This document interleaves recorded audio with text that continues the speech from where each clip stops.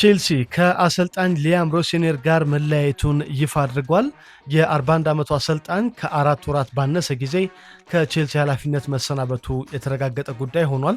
ክለቡ ይፋ ባደረገው መግለጫ የአሰልጣኙ ስንብት በውጤት ማጣትና ደካማ የጨዋታ ብቃት ምክንያት የተወሰነ መሆኑንም አስታውቋል። አሰልጣኝ ካሉም ማክፋርላን እስከ ውድድር ዓመቱ መጨረሻ ድረስ የቼልሲ ጊዜ አሰልጣኝ ኃላፊነትም ተሰጥቷቸዋል።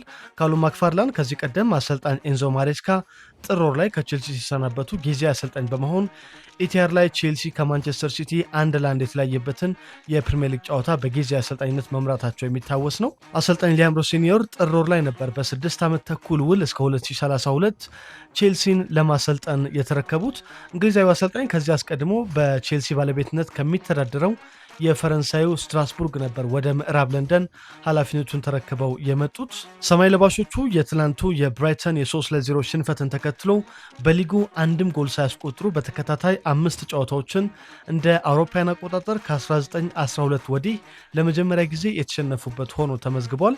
በተለይ በፕሪሚየር ሊጉ በኒውካስል ስታንፎርድ ብሪጅ ላይ 1-0 መሸነፋቸው ይታወሳል። በኤቨርተን 3-0፣ በማንቸስተር ሲቲ 3-0፣ በማንቸስተር ዩናይትድ 1-0 እና ትላንትና ደግሞ በብራይተን የ3-0 ሽንፈት ገጥሟቸዋል። በዚህም ቼልሲ በፕሪሚየር ሊጉ ከ34 ጨዋታዎች 48 ነጥቦችን በመሰብሰብ 7ኛ ደረጃ ላይ ይገኛል። በአውሮፓ ቻምፒየንስ ሊግ የመሳተፍ እድሉ አሁን በቼልሲ እጅ ውስጥ አይገኝም።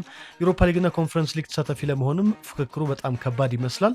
ምክንያቱም ብሬንትፎርድ 48 ነጥብ አለው በተመሳሳይ እንደ ቼልሲ፣ ቦርንመዝ 48 ነጥብ አለው፣ ኤቨርተን 47፣ ሰንደርላንድ 46፣ ፉልሃም 45 ነጥብ አላቸው። እነዚህ ከቼልሲ በታች የሚገኙ ቡድኖች ናቸውና በጣም ተቀራራቢ ነጥብ ስብስብ ነው ያላቸው። አሰልጣኝ ሊያም ሮሴኒዮር በሊጉ የመጀመሪያ ተከታታይ 4 ጨዋታዎቻቸውን በማሸነፍ በቼልሲ በጣም ድንቅ አጀማመር አድርገው ነበር። የካቲት 10 ከሊድስ ዩናይትድ ጋር 2-2 አቻ ከተለያዩ ወዲህ ግን ከ9 ጨዋታዎች አንዱን አሸንፈው በሁለቱ አቻ ተለያይተው በሌሎቹ ሽንፈት ገጥሟቸዋል። በዚህም ቼልሲ በሊጉ ከነበረበት የቻምፒየንስ ሊግ ቦታ ወደ 7ኛ ደረጃ ተንሸራቷል።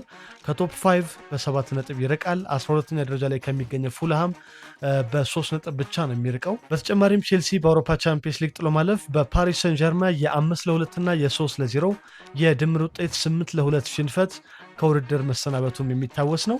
በካራባው ካፕ ግማሽ ፍጻሜም በደርሶ መልስ በአርሰናል ተሸንፎ ከውድድር መሰናበታቸው ይታወሳል። የአሰልጣኝ ሊያም ሮሴኒዮር ቡድን ቼልሲ የማጥቃት ድክመትና የመከላከል ተጋላጭነት ከተጫዋቾቻቸው ተደጋጋሚ ቀይ ካርዶች ጋር ተደምረው ውጤት አሳጥቷቸዋል። በዚህ ምክንያት እንግዲህ የአሰልጣኙ ቆይታ በጣም ባጭሩ ተቋጭቷል። ቼልሲ በመጪው እሁድ በኤፍኤ ካፕ ግማሽ ፍጻሜ ከሊድስ ዩናይትድ ጋር ይጫወታል።